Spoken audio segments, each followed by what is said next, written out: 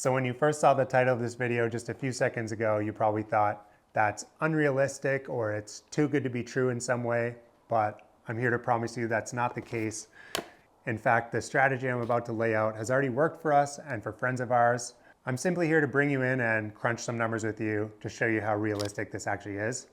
This isn't just some theoretical idea, it's something that's already worked for people who are willing to make the change. To lay out this strategy, we're gonna have to crunch some numbers, but I'm gonna keep that as simple as possible for you. The first scenario we're gonna look at is British Columbia, Canada, which has always been more of an expensive place to live. But the reality is 50 years ago, in 1975, it was very livable. In fact, in 1975, in Vancouver, British Columbia, the average house price was $60,000, while the average salary was $52,000. Fast forward to 2025, the average house price is $1.2 million and the average salary is $92,000. That represents a decrease in affordability of 10 times. In other words, if you wanted it to be equal, the average salary in Vancouver would have to be $950,000 a year. Living in the big city made sense for a long time, but now it simply doesn't. And the options are you can make more money, which is more stress, or you can downsize, which decreases your assets. You can rent forever, or you can simply leave. And so that fourth option of leaving seems scary to a lot of people, including myself, which is why it took me 33 years to get out of there. But the interesting thing about leaving is once you actually get out, you can see how not leaving would have been more stressful. So for this first scenario, we're going to be comparing Burnaby, British Columbia to Williams Lake. Now, Burnaby is just a suburb of Vancouver, maybe 15 minutes from Vancouver, but the reason we're using it is because it just has clearer average rent and salary data.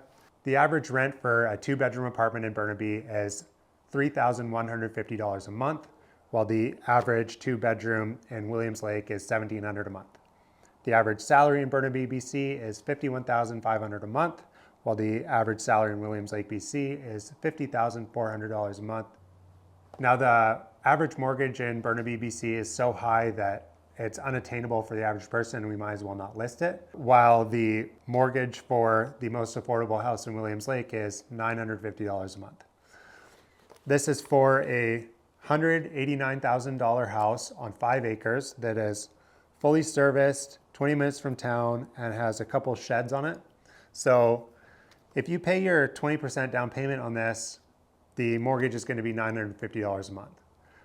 If you were to go with the minimum down payment, or 5%, the mortgage is going to be $1,200 a month.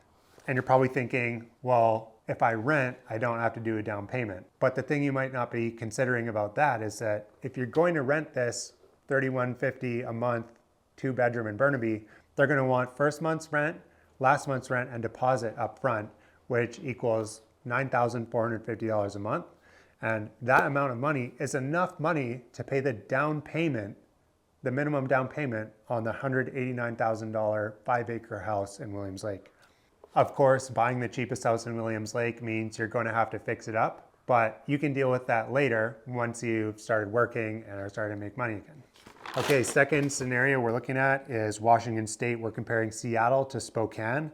The average rent in Seattle is $2,750 a month. This is for a 2-bedroom.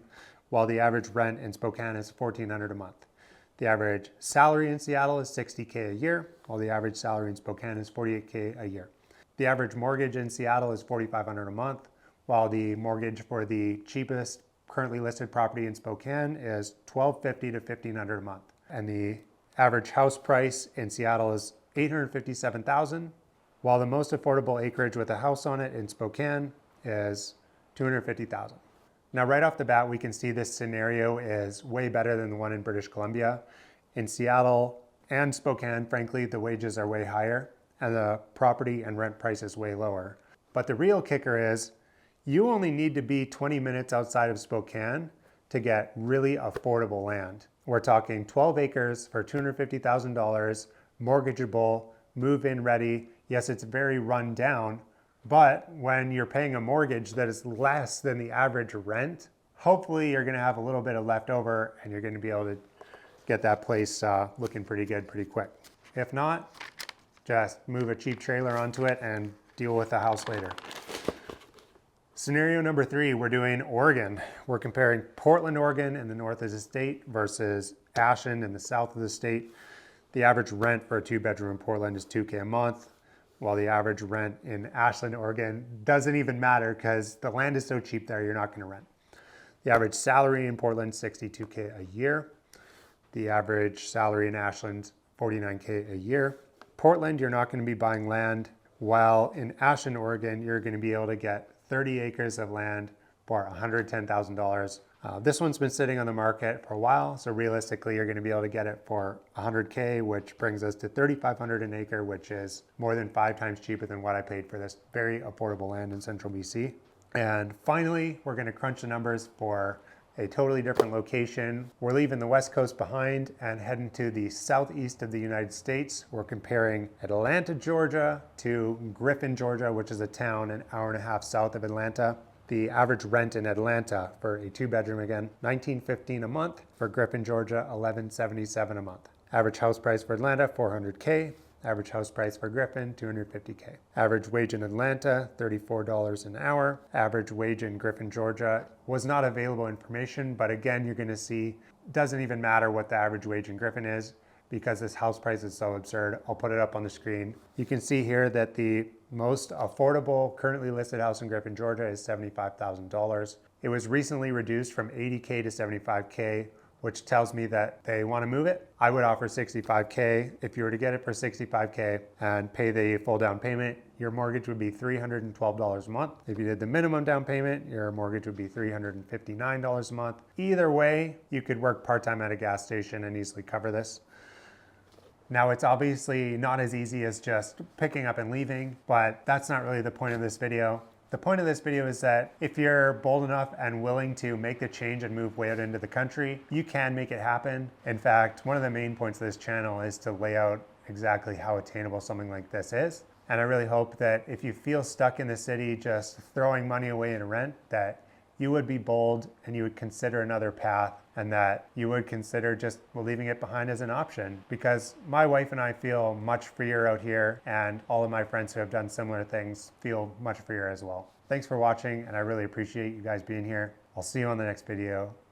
Have a great day. Bye.